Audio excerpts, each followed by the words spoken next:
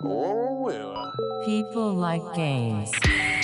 I have on a very cool guest with me today, the former CEO of Superdata and now professor at NYU, Joost Van Dreunen. Welcome to the show.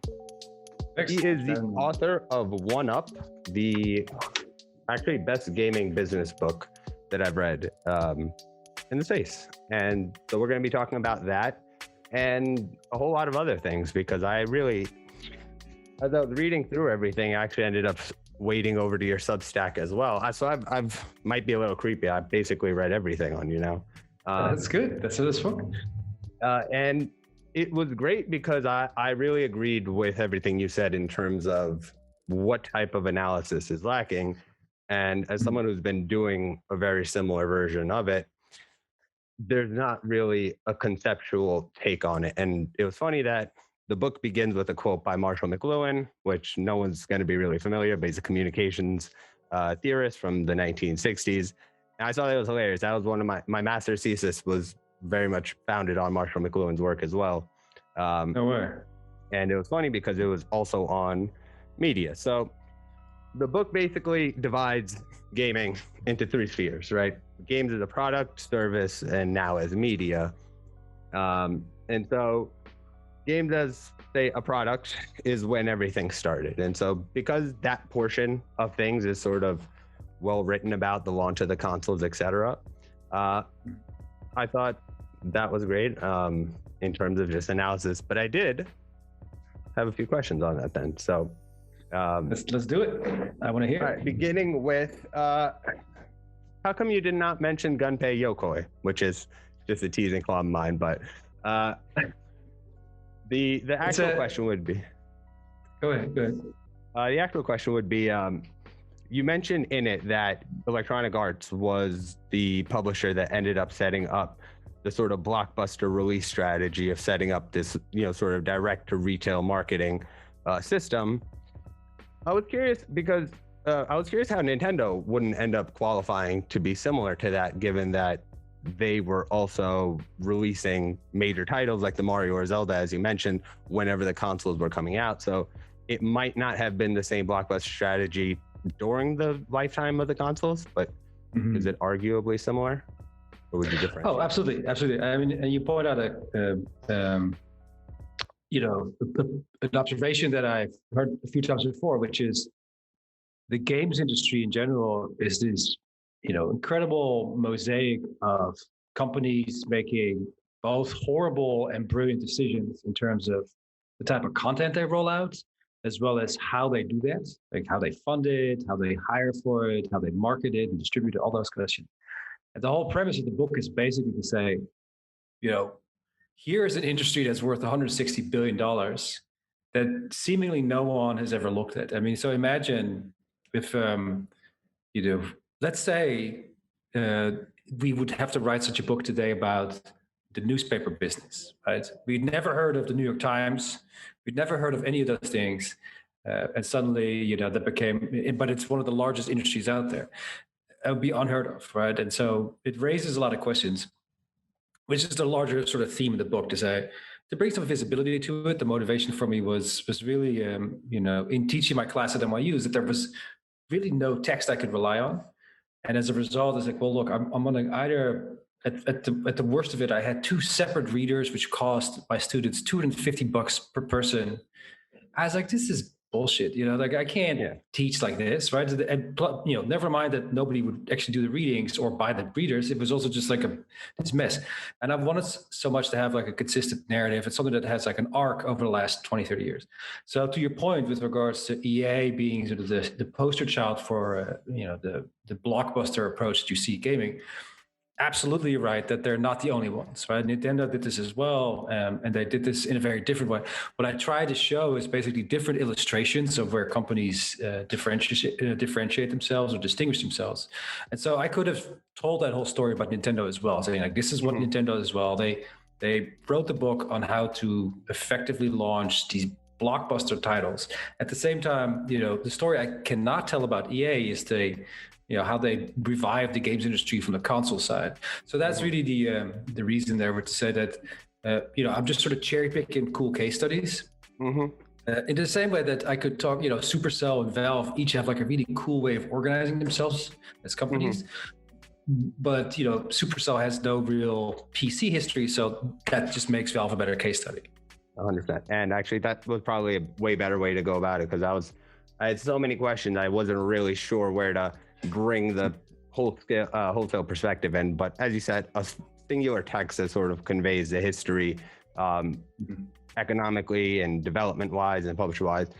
Like you said, the fact that $160 billion industry doesn't have that sort of data is astonishing to me. And as someone who was at SuperData, you know as well that the access to this sort of information is difficult to come by, because the majority they're private companies, and they can give what they want. And it sort of just brings me back to Steam Spy, which I'm sure you were familiar with, which was and they got shut down. Yep, they got shut down by Valve, and I am curious why.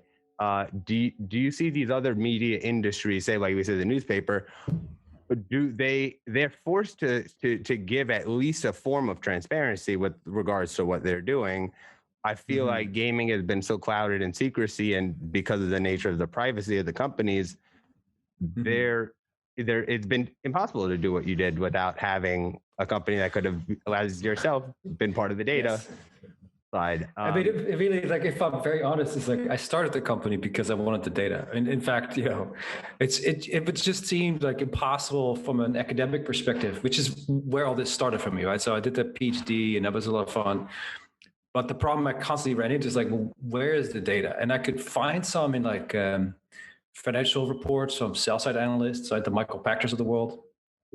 If you go to university, you can get access to a Bloomberg terminal. You can kind of piece it together, but it doesn't really exist. There's only just that's only publicly traded data, and it's a lot of work to get it all in the same place at the same time, so that you can compare it and draw inferences. So the idea was really like, well, why can't we track things better, and especially in digital? So as digital came up, that was the sort of genesis myth for SuperData.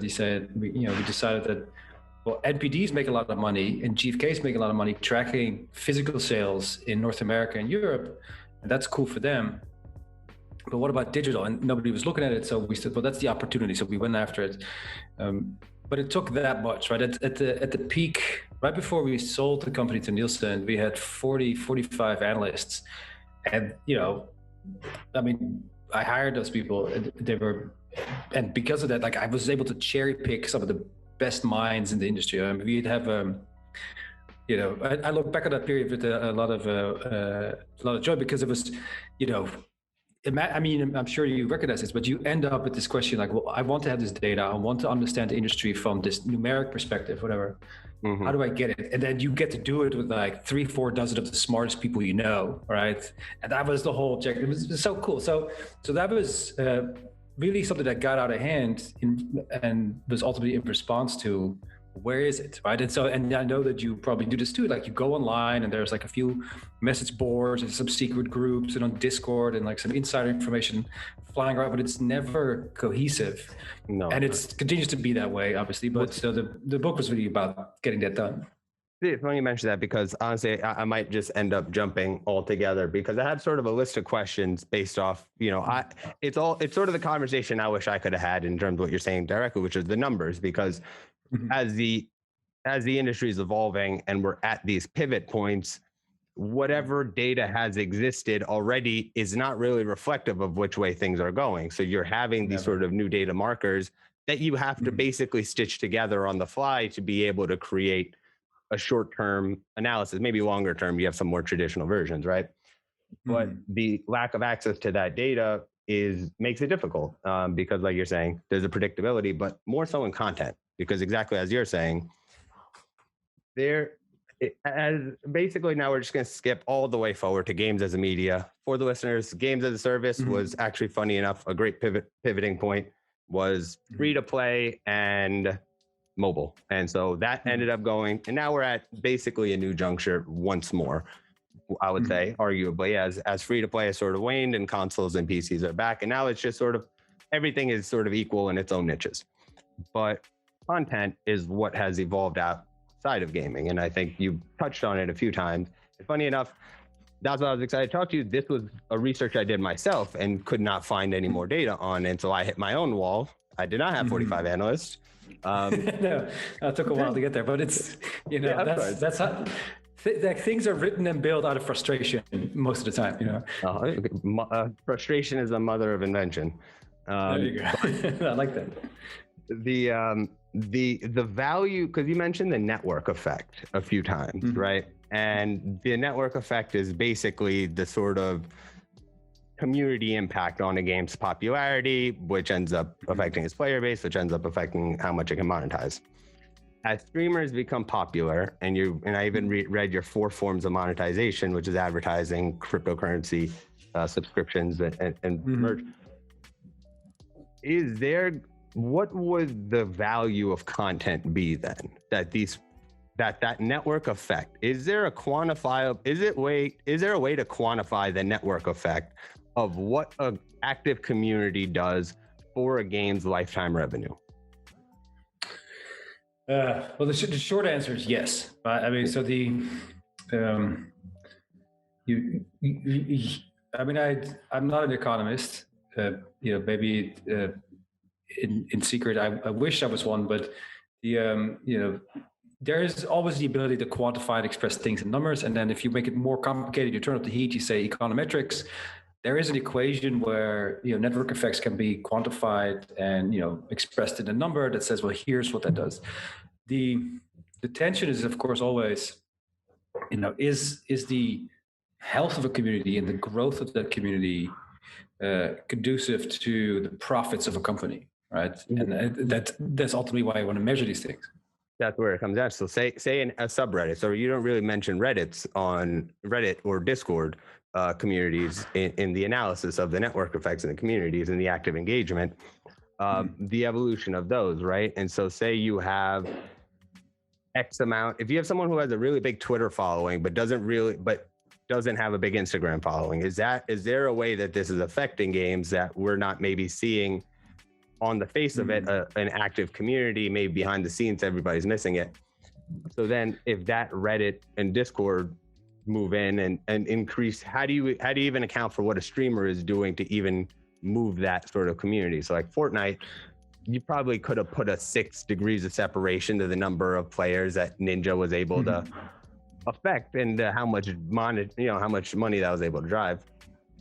Is that feasible with the data that exists, or is that sort of just a speculative formula? Yeah. So there is you know, none of this is a secret, but so the time I spent at Nielsen was instructive in many ways, and one of them is that, you know, companies like Nielsen, they track whatever they can track, right? So they just crawl the internet, and so a social following and social impressions, like all of those numbers go into ultimately evaluation of properties, of publishers, of franchises.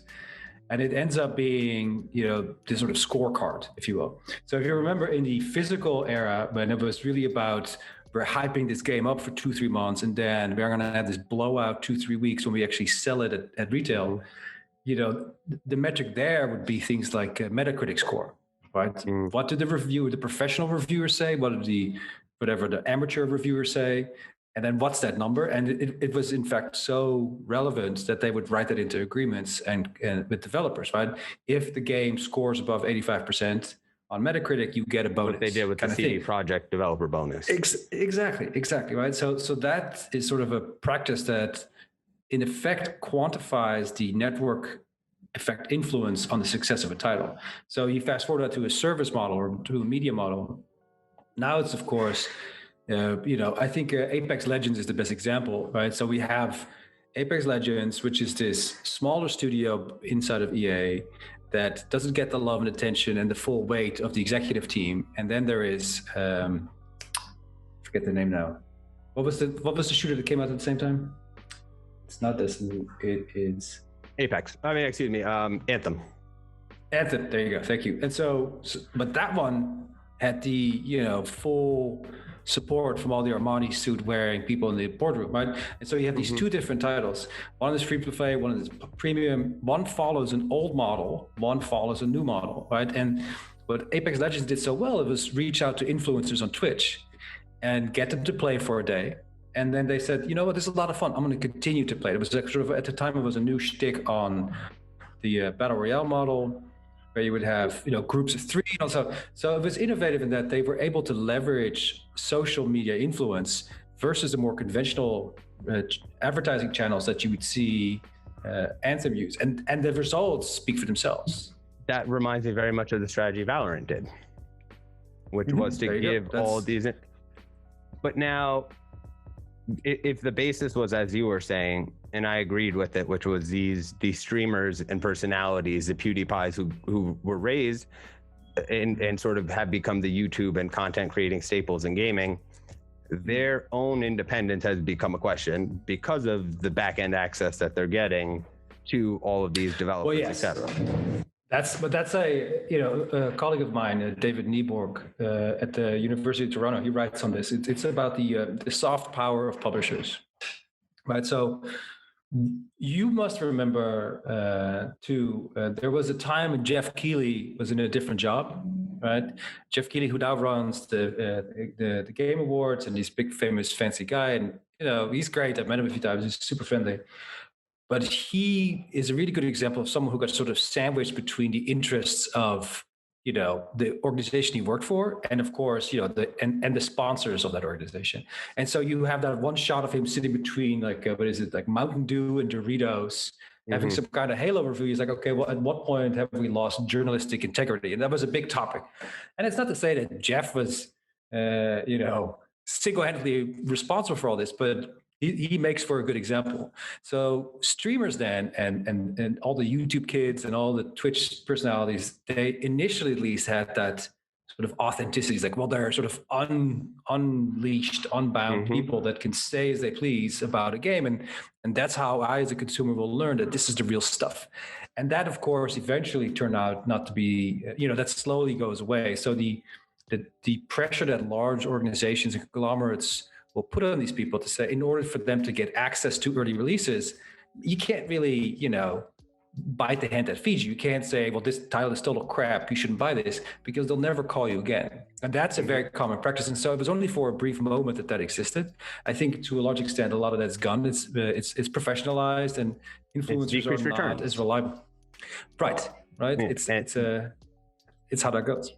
But see, that's where it becomes super tricky, where you have even then, so the ability for those streamers to have been able to be these sort of independent, like gatekeeper breakers, coincided with the inability of anyone to understand the way intellectual property was going to be enforced on all of this internet video content, right? And so all of a sudden, as they started getting the systems in place to check the algorithms, et cetera, the copyright strike system has sort of come out more aggressively. Now, is there any fear for players or anybody who, say, puts up a review of a game that's negative for that to be flagged as copyright infringement simply because the developer doesn't like it? That sort of system is, I want to say, because the reason I mention this is because the whole content of content creation is a uniquely unmonetized space for game publishers. So everyone's playing their stuff and there's network effect value for the game, but the actual, like, if you want to play 30 seconds of a sports clip or a movie, anything, you got to pay somebody. So for them to either say, yes, we want you to do it if you say something good about us, or no, if you don't, is going to create that trust divide.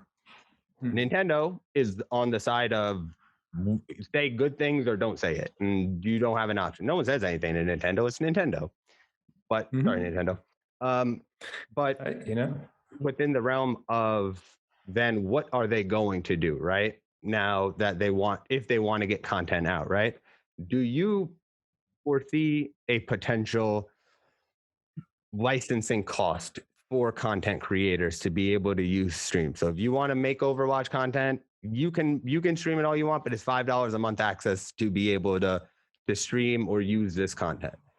So a streamer would pay a fee to the publisher to use their game for content creation. Nintendo would like that very much. Yes, Nintendo would like it very much. Because do you think Nintendo's reason for not going to mobile right now, because they pulled out, is that they're awaiting the Google, Apple, Epic Games lawsuit to end because they're not going to give 30% of their money to anybody? So it's sort of the same system, isn't it? until they get legally what they want, then they'll come in. Oh, just 1 second, hold on. Okay.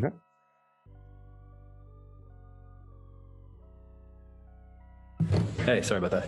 No worries. So the answer to your question is very simply put. I don't think so. I think that the only department that runs with a Nintendo or Sony or any of them is really the legal department. I don't think that they look at it as a franchising or licensing opportunity. It's not a revenue generating division. It's really about, don't put our stuff next to something that we don't want to be put next to, right? And Disney is a little different, for instance, and that perhaps is a good example to say, when you look at the App Store around the launch of a Star Wars title, there's lots of little titles out there that have like a little Star Wars logo because Disney just been like handing out licenses left and right. And so the App Store is not that far away from a live streaming economic in that, well, if there's 1,000 live streamers, like, well, why don't you give them like a license? So there is a possibility there's, that would be a viable model over time where, Howard Stern probably pays for his music, right? Yeah. He gets a license to certain things, right? If you are in a particular category, if you do only rap music or rock music on the radio, you probably pay some distributor or some promoter like a fee to get stuff fast, early, high def, maybe some interviews. Which the with the MCAs are a great example of. You guys start paying now, right? So the evolution of moving. So now they'll have a licensing platform that you can pay $10 a month and get all these songs to use. It's going to cut and bundle it so they can keep adding little revenue drivers. The only reason I think. So that would be, perhaps a possibility in the near term for those companies that have experience with other categories. Like Sony is also in music, so it's possible that they'll say something along those lines. However, I think what outweighs the benefit of all of that is being on Twitch early and constantly. It just drives sales, right? Because people will constantly see your game, and that maintains community, that maintains engagement. That is far more valuable to them in just revenue than it is to make a little bit of money off of a license. So unless that balance starts to change, unless it's very specific, I don't think it's going to change just yet. How come video game publishers have been so semi-hesitant on large-scale IP merchandising for basic consumer goods cups? You know how suddenly there's a big deluge of Legos and this, that. Why did you think that took so long? Like you said, it's such a valuable industry. I feel like there was always a demand for that. Yeah. Well, so, I mean, they're just coming around to these things late. Internal bias. The thing did not, you see, like what makes sense to you and me is like individuals is like, do it. Like get Mario, and like, why isn't he on my coffee cup at the 7-Eleven? 100%. Like why can't I get this? And so it seems to make a lot of sense because we're just the people on the ground.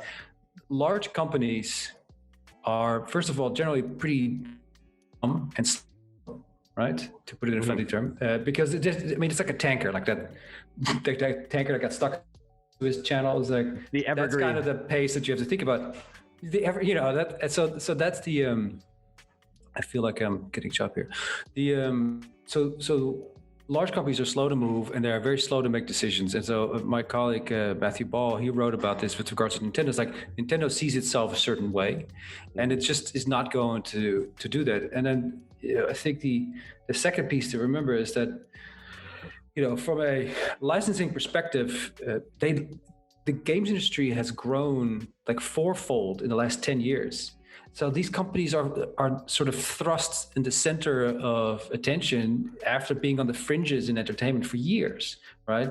So they're just not used to thinking about it.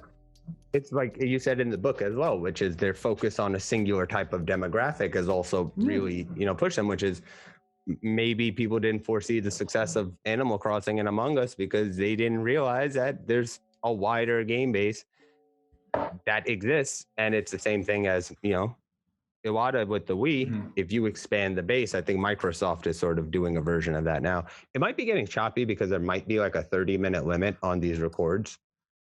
So there might be a possibility that exists, but find out. Let me shut down a few things that don't have anything to do with anything. Okay, go ahead. And then, I guess that would be an interesting one.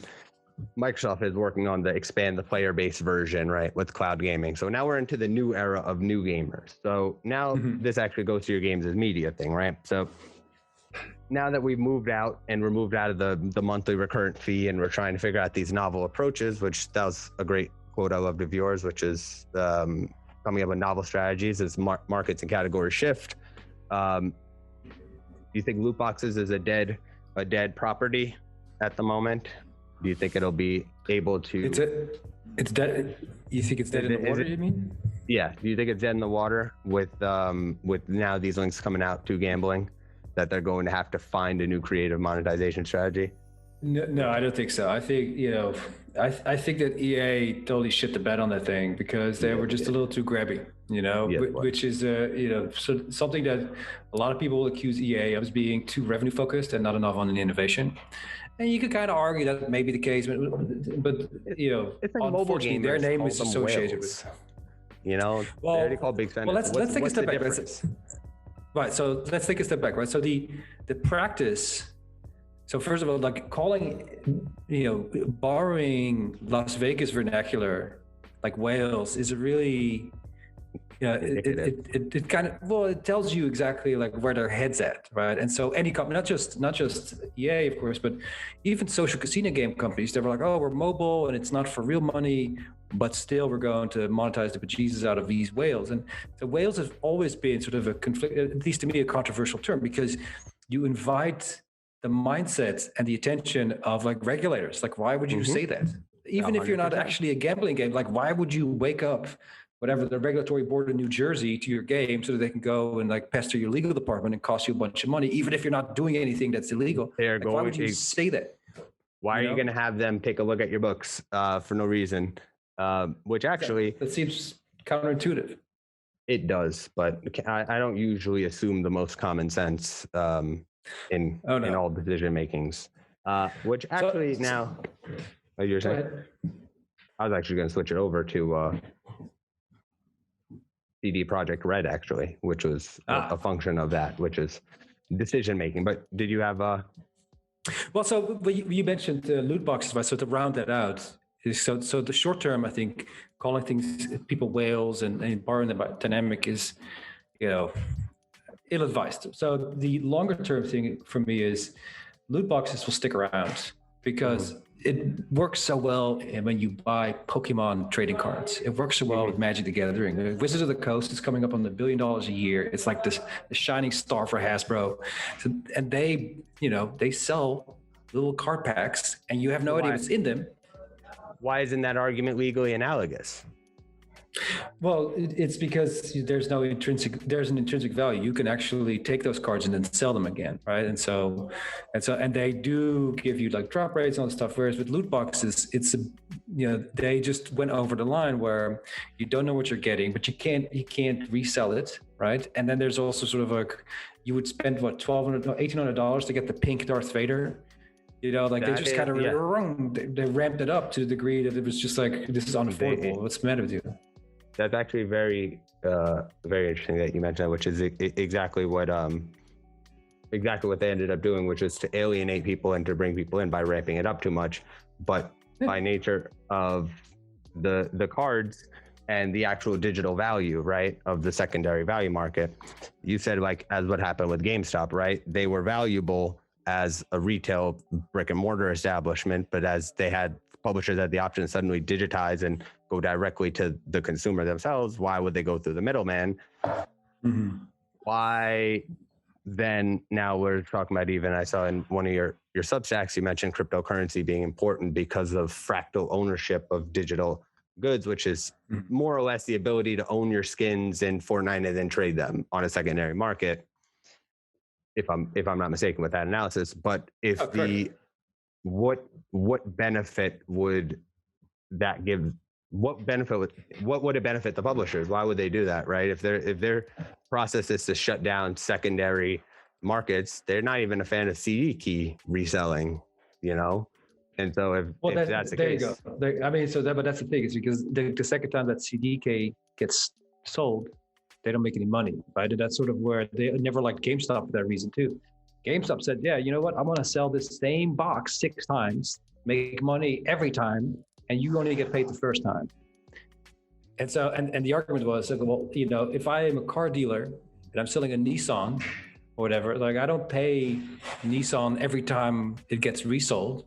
I pay them only the first time, right? And so they said, but see, like an old car and an old game is not the same thing, right? But why is it not? Star Wars. It is when it's a physical, tangible good. I always say on my show, physical till I die, because of ownership. Look at the PS3 in the Vita store.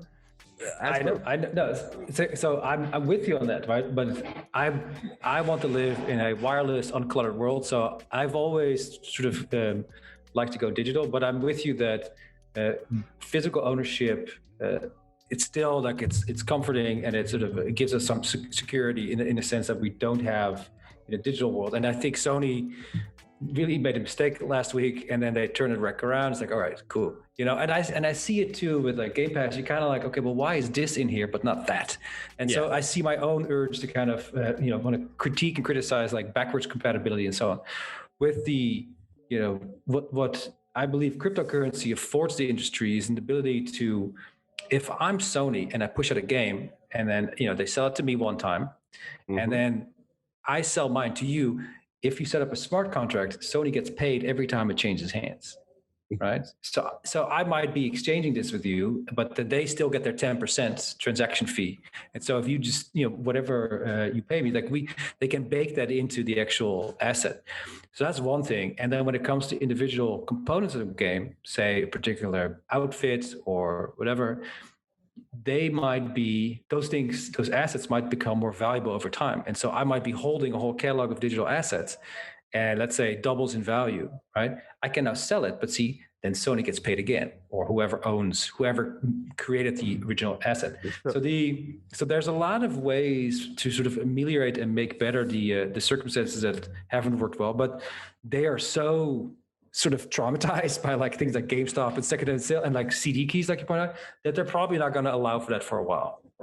Unless they can infinite loop dip into whatever sales occur, then they're not going to have an interest. And I mean, I can't argue that. Listen, I agree with very much the notion of the book that the economics of things matter. And so for people to say, wow, that's maybe not inherently creative, maybe not the case. So I have No, I mean that's the whole point. It's that tension between creativity and commerce, right? It's like on the one hand, it's like, yeah, we all want to make cool games. I'm not a game maker, but I work with enough teams and I certainly play enough. So that's where my heart is. That's where I want to spend my time. But at the end of the day, well, I still got to eat, right? And so keeping lights. And so a large part of game development comes down to like, can you hire the right people and get them on a project working long enough to see it through, to actually realize a particularly creative vision that costs money, right? And so you cannot get around the sort of financial ramifications, and so you can either ignore them, like a lot of my students at NYU did at the game center would say, it's like, oh, I'll just eat ramen for 6 months, right, or something. They just like starve themselves. Like, all right, that's kind of cool, I guess, but like, this idea of this bohemian starving artist, like, that's not a thing, like, and then at the same time, you still have to sort of address it. So you can ignore it, or you can embrace it and say, well, let's make a plan, and let's if I'm going to run a marathon, I'm not going to start running today and be great tomorrow, but I can build a regiment and a diet and get some support and buy good sneakers, all of which is me going over the numbers, right? I'm weighing and measuring and counting, and that will get me to the marathon. And I think that's the same with game development. And you could also tell them that the ramen idea is great until you make it in the industry, and then you understand why they're pushing for unionization. But I guess now I got like 2 more questions. I don't want to use too much more of your time, even though I'm having a great conversation. There's really no one else who actually covers this sort of material. I do know Matthew Ball's work. He had a great analysis on Amazon. It's actually funny enough, on your book, I actually made this comparison. So I saw what you were talking about with GTA 5. So GTA 5 released at the end of the Xbox One and PS3 life cycle to get the most mature base of users that existed. And so when they released there, they had the upgraded versions in pocket. So a few tinkers, and they could bring it to the Xbox One and the PS4 when it came out. And then they ended up launching GTA Online, right? And that ended up being clunky and didn't really work. But now we know how that ended, right? This is a retrospect, because this is where retrospect is beautiful. Now we have CD Projekt Red, and that's something you had mentioned in yours as well. So based off the fact that I couldn't help but think that what they tried to do with Cyberpunk 2077 was identical to what GTA 5 was, and it would be within their wheelhouse to try to mimic what Rockstar is doing. So they were going to release at the end life console, then they were going to do the upgraded versions, and then release a multiplayer. That's literally the identical version. And then however it went initially, even though bug, they would over time prove, just like GTA did, that you can implement in a system that's a massive multiplayer game after the fact. Rockstar didn't do such a great job with it with Red Dead though, but great single player game. Yeah, totally. Would you agree? I like the online, but it's not bad. No, it's not bad. It's not to say it's not, but it's not what GTA Online became, right? And so if CD Projekt Red, which has the ability and development skills, et cetera, to create that sort of game and universe, Cyberpunk would have been it. With the complete, utter failure of that rollout, because of the fact they didn't prepare for not having it ready for a worse system, which to me, honestly, it's understandable. Like, I don't know, if you bought your console in 2013 and you're complaining that Cyberpunk 2077 didn't work on it, I empathize, because yeah, it was a shoddy, but inherently we can say it's a fair argument. But there was, would you say that it was almost similar? They were trying to mimic a version of that strategy. I think they just didn't stick the back end landing. I think for a lot of, I think what the top brass in the industry has learned from both the indies and the newcomers, and particularly mobile, is that development used to be 6 years of nothing, and then here's this big blowout moment, and it's become iterative design. So gradually do we roll out different things that allow us to, you know, basically like we launch the game and then add on and a level pack and online capability and then this and whatever. So, and what it does is it helps you parse out the financial risk, because if you build all that stuff and then launch it once, I don't know. It's like if it fails, like you lose more money, and it might not, and it puts a lot of pressure on getting all these things right. And I think what the way Rockstar described it to me back in the day was, all right, so we have this game out, and then we launched the online component, and 25 million people all go online at the same time. Like that's, I mean, just technologically, that's a really stupid idea, right? I mean, you can't even vote for American Idol with more than like 1 million people at a time, because the phone system will go crashed out, like let alone have like this MMO. So the notion that they did was perhaps a little naive, but I guess only to the extent that they didn't expect to be that successful with the title. They were way more successful. You know, so it was, there's no sympathy for me there. But at the same time, it's like, so you start to see these big AAA publishers that are learning that one thing at a time actually works better for them too. Like it's better for the audience, because, you know, you can build them up, you can re-engage them, you can build the franchise, and you make more money this way too. From that, I would say that the blueprint, I think CD Projekt borrowed a lot of pages from that sort of from that example. And the only difference between them and Rockstar is that Rockstar will delay a title until investors and consumers are blue in the face, and then they delay it some more, because they don't care. They care only about quality. But if you listen to like Strazelnik and before him Ben Feder, like what they will always say is like, it's quality.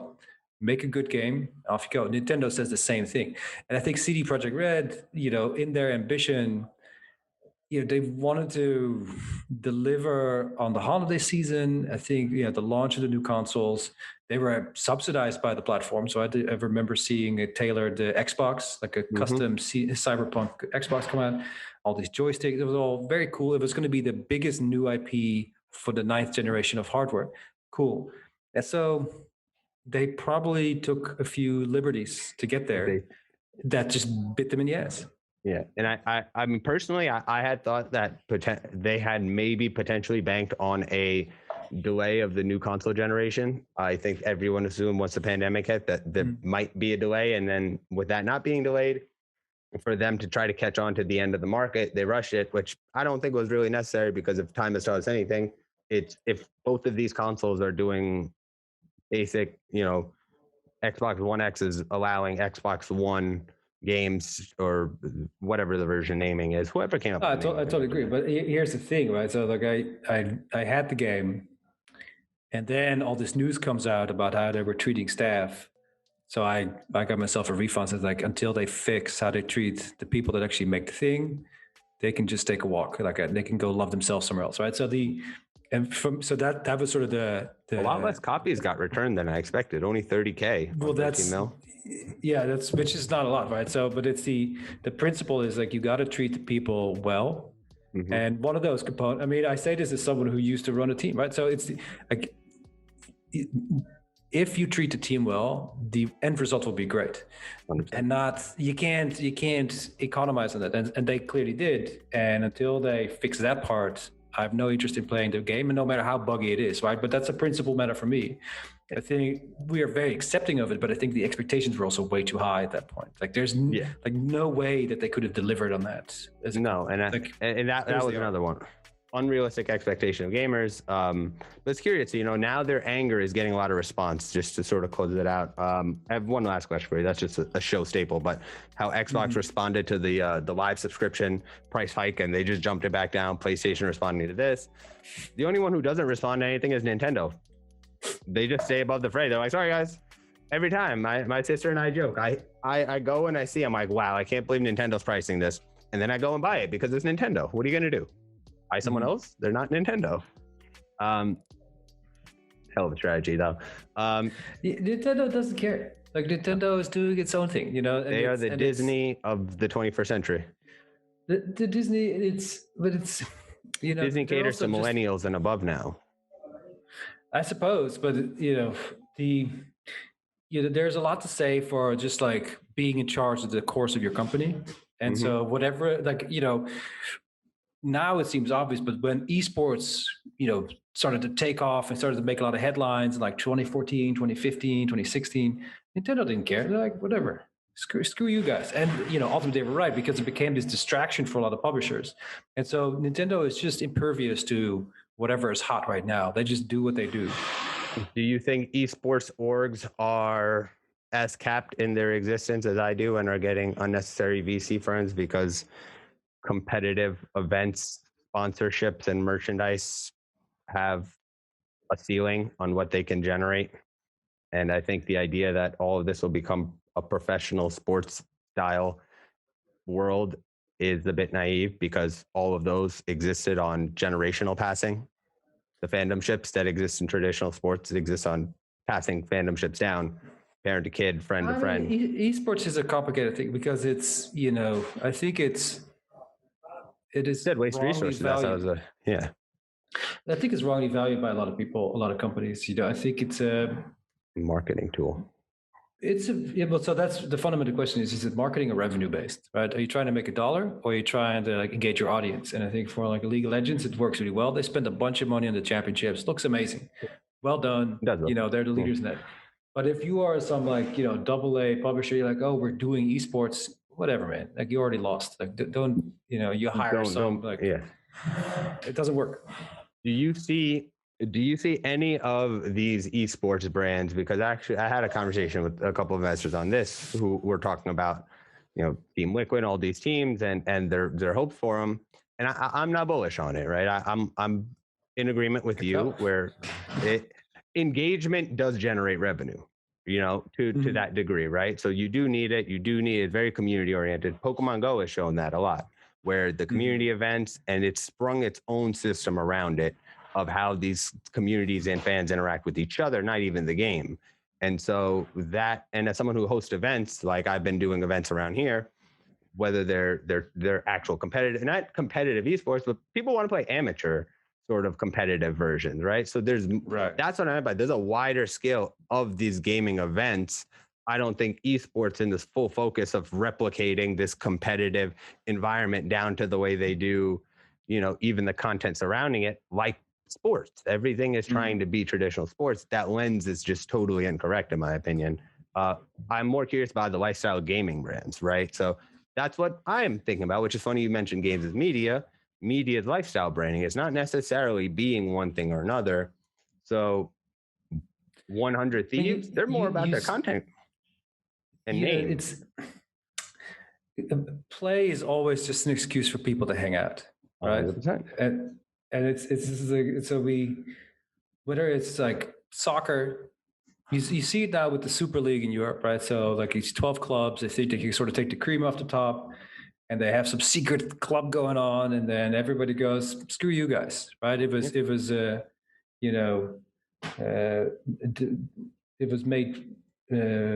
grown by the poor and then taken by the rich. That's what they would say. Esports was. Well, was doing it, and then they cherry picked the top of the 12 organizations. Said, "Yeah, you have $20 million. Welcome to the club. You don't have $20 million. Goodbye."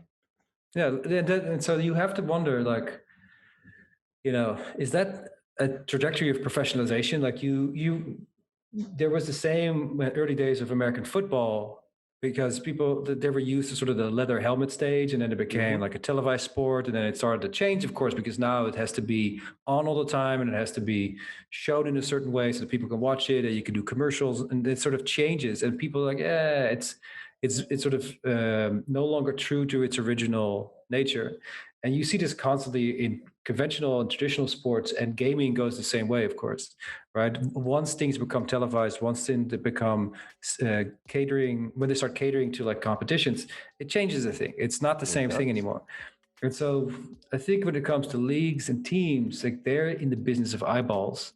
And so they should just stick to the practices that have everything to do with that. And it's do something outrageous, have people of exceptional skill, have a cool story in the background, like whether you're watching, like if you're watching a cooking show, there's always like the evil one in the house, and there's always like the one that's always crying or whatever. Like, there's personalities in each of these reality shows. And so you could basically run the same script. I was reading a story today about some poor Russian kid who worked as a translator on some kind of boy band show, and he got roped into it, and they wouldn't let him leave without paying some ridiculous fee. So he got stuck on the show for 3 months, all the way into the final, until finally he got voted off the show. And this is ridiculousness. But so that part of the reason that worked so well is because people didn't take him serious. He's like pleading, "Please don't vote for me."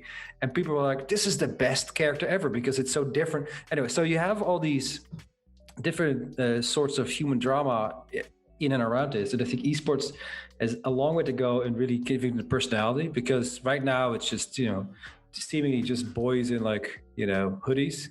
And, boys in soccer looking jerseys. No, they changed sort of like, aesthetic. what are we emulating here exactly, right? And so, and I get it, but it's, it's because of the money that flows into it, it's still trying to look too much like conventional athleticism, and not enough of what it really is, which is sort of like a rock star profession. Like, for me, esports is much more akin to music than it is to sports.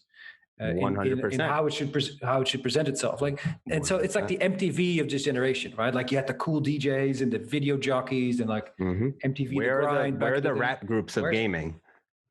That's what.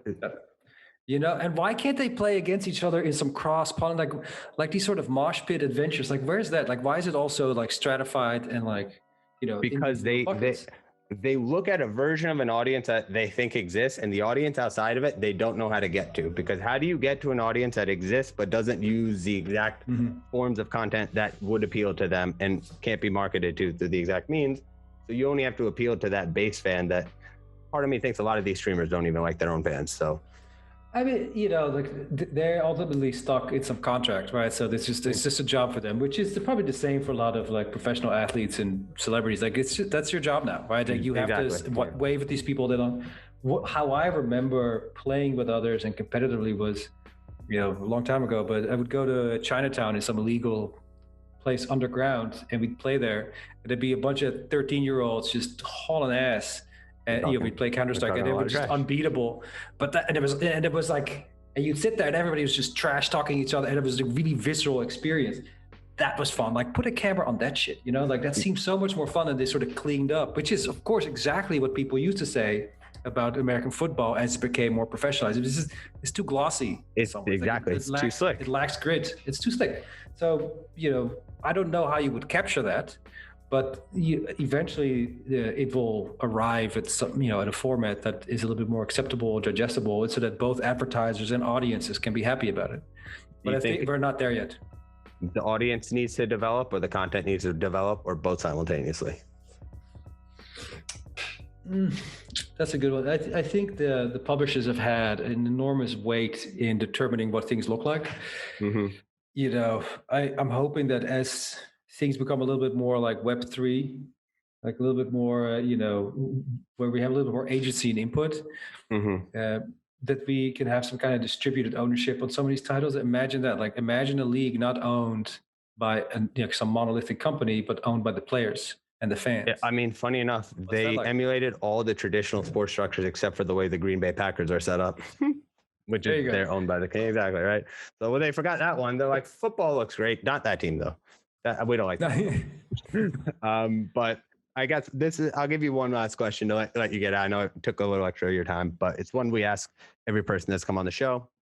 What is one piece of literature, comic book, cartoon, etc., that you would love to see adapted into a video game? Ooh, so we've had on the show Ed, Ed, and Eddie has been a request. Yu Yu Hakusho, the anime. Batman Beyond video game was requested. Mayor Francis Suarez of Miami said he wanted a emulator or simulator for. All right, I got one. So I'll mention two. One of them is sort of like a good second runner-up. Is like I've never really. I mean, there's been some exception, and I spoke last week. I did a panel with Tilting Point, and they just did a version of Warhammer. I've always been a big fan of tabletop games. Games Workshop makes great stuff. Games Workshops makes a lot of money, so they don't really care about licensing so much. And I would love so much for there to be more of a digital version of what Games Workshop has to offer, and better translations of their physical properties into a digital setting. So that's the second runner-up. Like I would love to see more of that, and I haven't really seen a satisfying one yet. I think the primary one would be, and I know that it existed on the Xbox many years ago. One of my favorite animes, Berserk. So I first read the books, then I saw the cartoon, the anime, and it was I thought that manga had a lot to it. There is a game based on it, but it's sort of like this mediocre hack and slash kind of game. It's like there's an action component, but it's also at the same time like there's a horror aspect to it. But it's also so dark, right? And what I loved so much about Max Payne 3 is that in the beginning, it's like, oh, whatever, he loses his family and his baby dies and there's crackheads everywhere shooting him. And it's sort of like, okay, it's sort of like noir, but then by Max Payne 3, you're like, Jesus, this is serious shit. And so like, take that same level of like mature darkness, like treat me like an adult and do that with Berserk, like really flesh out that franchise. And I'm still waiting for that one. That's so funny. You mentioned that story. Have you ever seen the movie? It's going to be way random. Death Note with Charles Bronson. Same plot line. Every single movie is the same. So you're like, oh, wait. Oh, shit. They all died. And the next movie is like, I'm happy. Oh, shit. They all died. So it's similar to Max Payne. I was like, oh, shit. Is he Charles Bronson? That's hilarious. But that was all. I would love to actually stay in touch with you if you wouldn't mind to shoot an email.